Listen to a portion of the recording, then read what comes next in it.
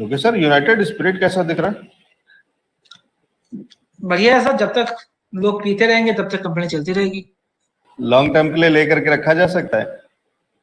जी sir, इसकी तो story अलग है। आप पहले मैंने स्टोरी शायद आपको बताई भी थी। पहले इंडिया के 50% लोग पीते थे, अब 100% लोग पीते हैं। पहले अर्बन वाले पीते थे ब्रांडेड, आजकल अर्बन के साथ साथ बीसीटी सीसीटी में भी ब्रांडेड चलने लग गया है। पहले जेंट्स पीते थे, अब लेडीज भी पी रही है। करेक्ट।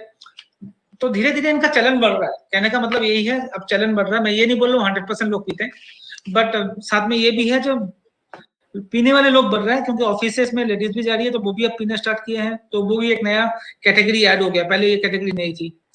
पहले बीसीटी सीसीटी में सर जो लोकल हुआ करता था वही यूज होता है। मैं ज्यादा नाम तो नहीं बोल पाऊंगा क्योंकि मैं नहीं पीता हूँ, बट वहां पर भी अब ब्रांडेड चलना स्टार्ट हो चुका है। मैं गांव गया था सर लास्ट 8 महीनों महीने पहले, तो वहां देखा वहां पर भी ब्रांडेड सब कुछ चल रहा है गांव में। तो अब ठीक है, तो धीरे धीरे बिजनेस बढ़ रहा है, तो मुझे लगता है ये इसका बिजनेस आने वाले 10-12 साल में बहुत अच्छा होने वाला है। और इतना सुनना में आया है गुजरात के इलेक्शन के बाद गुजरात में भी खुल जाएगा।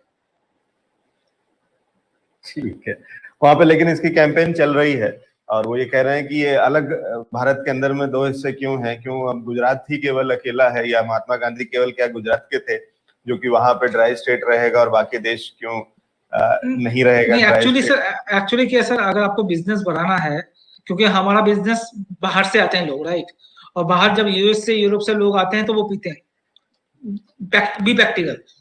अब उनको अगर वो चीज वहां फैसिलिटी नहीं मिलती है, तो अगर वो बाहर जाते हैं या कहीं जाते हैं वो फैसिलिटी नहीं मिलती है, तो वो बोलते हैं मैं यहाँ पर बिजनेस नहीं करके मुंबई में जाऊंगा या कहीं और चला जाऊंगा। तो बिजनेस लॉस भी हो रहा है गवर्नमेंट को।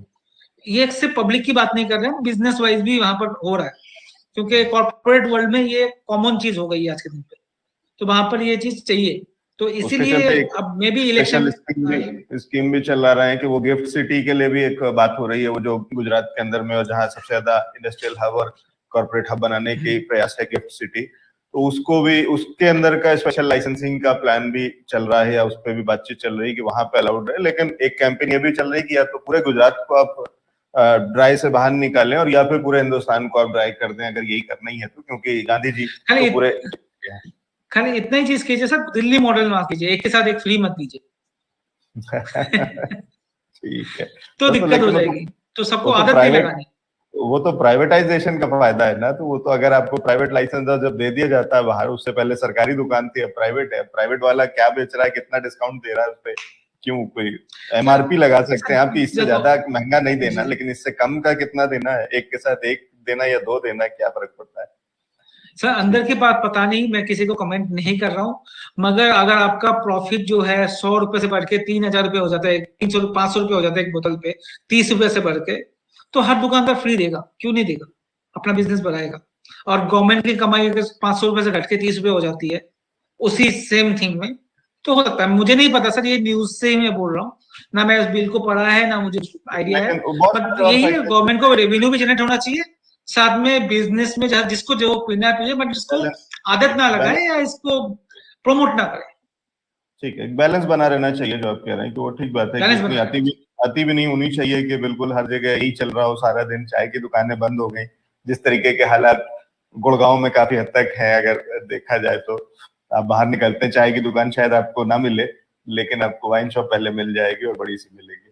ठीक है, एक्चुअली हम कल्चर बाहर से ले गए। अब यूरोप में हो या यूनाइटेड स्टेट में हो या इसी जगह से हो, अगर आप देखोगे ना तो वहां पर ठंडी की मौसम ज्यादा होता है, तो ये दवाई का काम करता है वहां पर।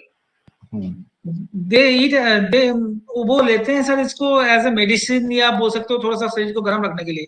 अगर आप दार्जिलिंग में हो, अगर आप उत्तराखंड में हो तो आप चले तो ठीक है, मगर आप गर्म जगह पे या नशे के हिसाब से लेते हैं, दैट इज द डिफरेंस।